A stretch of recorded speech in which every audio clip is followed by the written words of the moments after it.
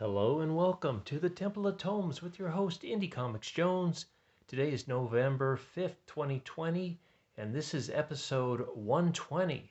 Today we're going to take a look at DCeased Planet, and this is number 5 of 7 on the run. Now, this this 7-issue arc has been quite the journey. It's going all over the place, all world, outer space, other dimensions, just all over. If you're familiar with the game World of Warcraft, there's a quest called the Missing Diplomat, and it's reminding me a lot of that, where you are just going all over the place to pick up this, talk to this person, go here, kill this thing, and basically this is the same thing. I just wanted to mention right off the bat, this cover is very nice, got nice composition, everything to it. This scene does not happen in the book at all. Superman and Batman aren't even in the same scene, as I recall, at all. So, let alone fighting all these zombies. So we're not going to see this. And I also want to mention that there's a variant cover of this. It's dependent on how many issues your store orders in order to get it, but it looked really nice. It was kind of the younger Wonder Woman standing in the shadows. Had a very nice composition, just a really beautiful looking frameable object, obviously. Just really a nice picture, nice cover. And not that this is anything bad either, but anyway, we know that Tom Taylor's been working on this, and this is his other runs of DCeased. He had the Unkillables before this, that 3-issue arc, and then just regular DCeased before this, and this is Deceased Planet. Tom Taylor, the continuing artist on this is Trevor Hairsine. And I just want to mention, this one really didn't move the story too far along. They basically get in with Dr. Fate for a little bit, and then there's a party that's set out to pick up a couple relics, basically, or artifacts, if you will, a staff and a spear. And those are the two objects of desire. Now, there's two very, I guess, sensitive points or parts in the story where Constantine's talking to Batman, the young Batman, Damian Wayne, and also when Damian Wayne finds out that Red Hood has married, can't think of her name now, the Ravenger. I can't think of her name. It's a Ravenger, though. That's a character. So and then something else happens on later on I don't want to mention. There's two fight scenes, neither one super major. They're both over quick. There's a few unexpected surprises, but once again we get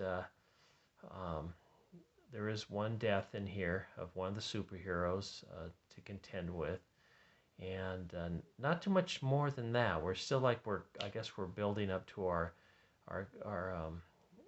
gathering of these artifacts for the next issue, number 6, and then I guess number 7 obviously will be the climax, where maybe they're using all these instruments together to defeat the anti-life virus. But it kind of goes along, and this is my big complaint. They jump from place to place, and that's not too bad, but you kind of have to remember where everything is, because they've been in Australia, Gotham City, outer space. Boy, I can't think of. They went to I can't even think it was a Apocalypse.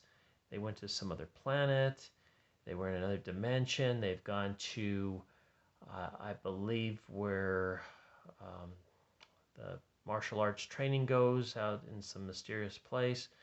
They've been in caves, you name it. They're just all over the place, and it's different groups at different times. So it's been kind of hard to follow. But and here's DC's magic again. You're back in Gotham, then you're at some temple, and suddenly you turn the page and you're in Hawaii, and it turns out that this is a Snickers ad. So, they kill me. But anyway, Swamp Thing has a big part in this. Damian Wayne has a big part in this one. Constantine is around for the whole comic, and we also get Cassandra Cain and the Ravenger and Red Hood for a little bit in here as well. So a lot of good stuff. Pretty solid. A couple funny parts. Overall, I do give it a recommend if you've been reading the series. It is a pretty solid series. The art in this is very nice. And like I said, there were a few surprises in here. Overall, nothing too overly fantastic. But the art is nice, as you can see in this full page spread here. So, recommend. I do have a lot of comics to review this week.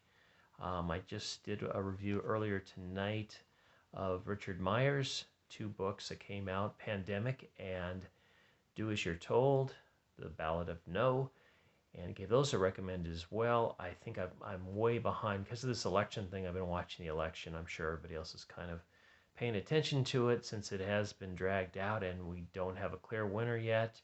Although it looks right now as though Biden will be the ultimate winner, but who knows? Maybe I could be wrong on that. It's still up in the air. It just seems like that's what it seems like it's leading towards at this point.